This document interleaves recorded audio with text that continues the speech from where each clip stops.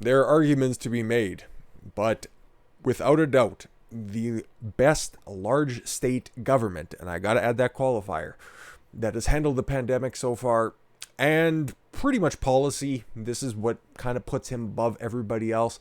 Nobody's handled things better in the previous year than Ron DeSantis. Okay, Florida shut down for a very limited amount of time, never installed a statewide mask mandate, kept everything opened after the first shutdown.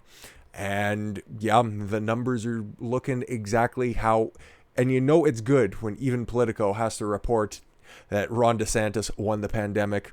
Even through gritted teeth, this soy-fueled cleanup crew artist, Michael Cruz, has to announce that, yeah, Ron DeSantis has done a good job, at least according to the numbers. He'll add in a bunch of qualifiers, and before we get to it, I also got to shout out Kristi Noem for the fact that she never, ever closed down her state, never instituted mask mandates, and not doing anything that compromises immutable freedoms that are God-given and not government-given, something that has gone woefully forgotten during a Biden administration and in other blue states, which are doing horribly in comparison. But to compare Kristi Noem to Ron DeSantis, the man, Ron DeSantis, is a state with the third largest population in the United States, and then Kristi Noem with a population under a million. It's not quite an apples to apples comparison, which is why I said Ron DeSantis, best big state governor rather. And like I said, you can hear this article being wrote through gritted teeth.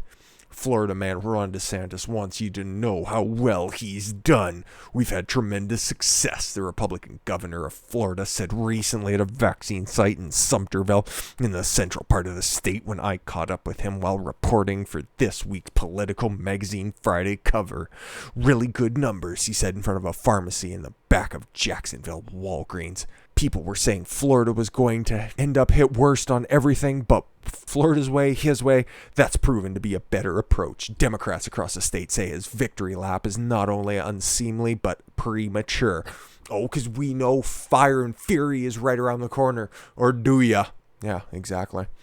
This is what happens when the numbers come in, they go across the population, and they play out as such. You could have just went a country-to-country comparison. Look over at Sweden. Everybody's been pointing to it forever. Okay? Now, is it fair to compare Sweden to the UK? No. Okay? Different geographics, different population density. Sweden never locked down, but if you compare it to Denmark, Switzerland, similar countries in the Scandinavian region, they're no better. They're no worse. The only thing that's different is their economy hasn't gone through the absolute ringer. And that's what happened with Florida. But yeah, here's Mike's little dig after he says, oh, Democrats, yeah, say that his victory lap's a little premature and they might be right. This past year, after all, has been retching. Oh, really? Has it actually been, or is it just you guys reporting it that way? I don't know. Approximately 2 million Floridians have tested positive for the coronavirus, and more than 32,000 have died. I'm just running the numbers there. That seems minuscule. Really does. Don't want to diminish the 32,000 people who have died, but at the same time, there was a man who was killed in a motorcycle accident. Although he was removed from the death totals, was immediately marked down as a COVID death. So you have to think that some of those deaths might be a little bit fudged. The disbursement of unemployment benefits has been stingy and uneven. Well, they don't really need them because none of the businesses had to lock down after the first lockdown, and everybody got their checks on the first round. So I don't know. The vaccine rollout has been pockmarked by tales of lengthy waits, bulky websites, and numerous charges of socioeconomic inequalities and political favoritism. See, even though they have sufficient amount of vaccines available to them, because Ron DeSantis did the right thing and ordered adequate amounts, they got to say poors and minorities most affected. No proof of that, but you can still make those accusations and claims. And the pandemic is, of course, not over. because you guys never want it to be over. You want to be able to say, oh, look at how many people died, and you guys were stupid, and you should just be wearing masks all the time, even at home and while you sleep. I have a suggestion. If you guys are going to be advocating for that all the time, please switch to the nice plastic ones that come from every shopping center around the country.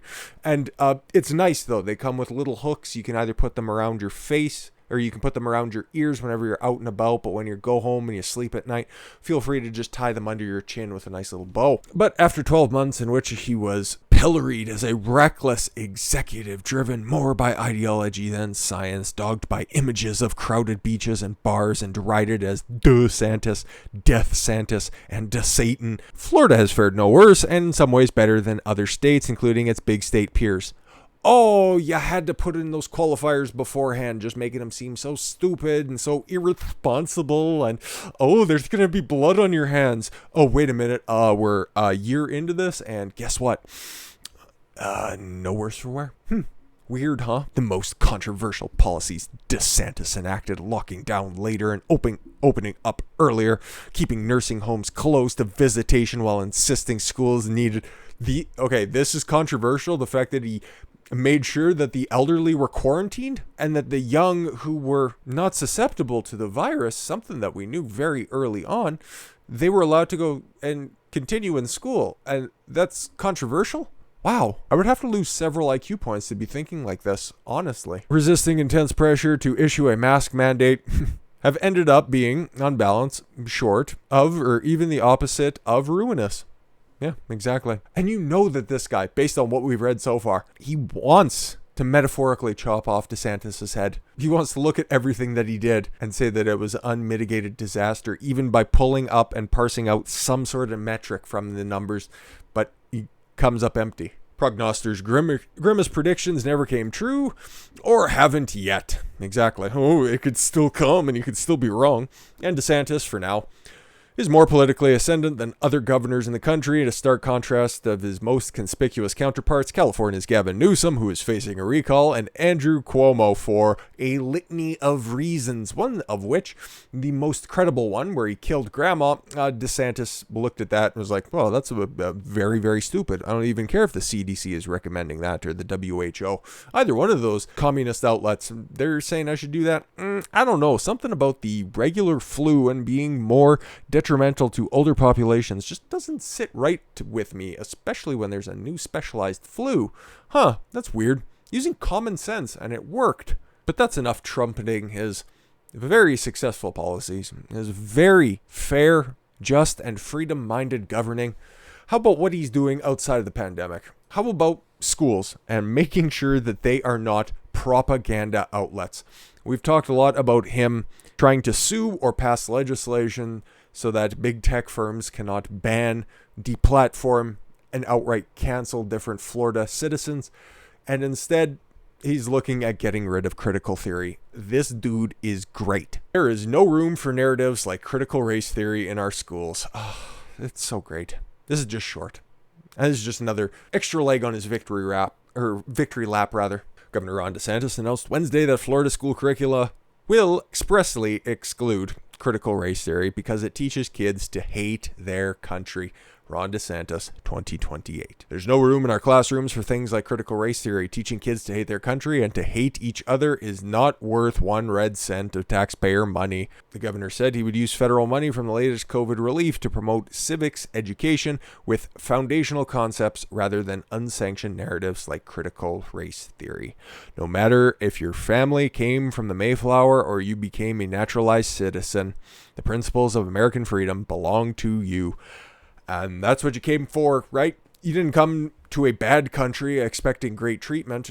You came to a good country expecting fair treatment. And that's all you deserve. And that's what you get. So this should give everybody hope. You know why? Because you might see everything at the top level. You might see everything at the federal government. They are not reporting on anything that's happening at the border. And if they are, it's immediately censored. So you only get their prescripted purview. But you have to also realize what's going on at the different state legislatures. That Georgia, Michigan, Pennsylvania, all passing election reform they're putting through voter IDs, and it's making the Democrats sweat, okay? They're taking out critical race theory. Oh, but if you don't teach white people to be shameful and hateful all the time, how are we going to be able to control them? Well, how about just be honest with people? If your policies stand on their own, you should need to indoctrinate, belittle, and subjugate a significant portion of the population. Your ideas, your candidates, your policies should be able to stand on their own. Different states trimming the fat, what they see is not the proper direction for their state, shouldn't matter to you in the long run. It should be your foundational principles.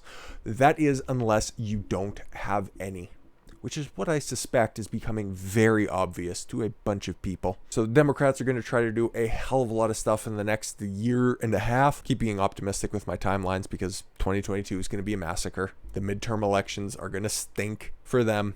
So whenever I say things are going to get tougher in the future, just know that that timeline is rather condensed, rather defined, rather short. What a small group of people can actually do to screw everything up, especially when there's governors like Ron DeSantis out there. With that said, I thank you all very much for the gift of your time. I've been Don Consuelo. I want you to follow your gut and get after it. Take care, everyone.